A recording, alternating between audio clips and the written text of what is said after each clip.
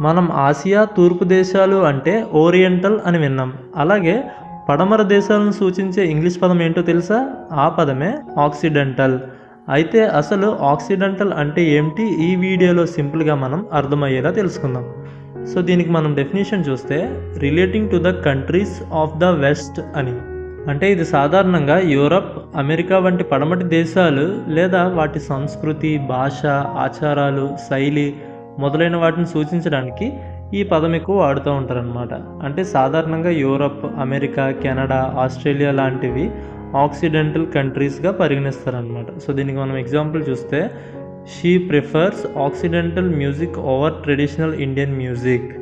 అంటే ఆమె సాంప్రదాయ భారతీయ సంగీతం కంటే పాశ్చాత్య సంగీతాన్ని ఇష్టపడుతుంది అని అర్థం. వీడియో నచ్చితే లైక్ చేయండి. ఈ వీడియో ఎవరికైనా యూజ్ అవుతుంది అనుకుంటే వాళ్ళకి షేర్ చేయండి. అండ్ వీలైతే ఛానల్ సబ్స్క్రైబ్ కూడా చేసుకోండి. And thanks for watching.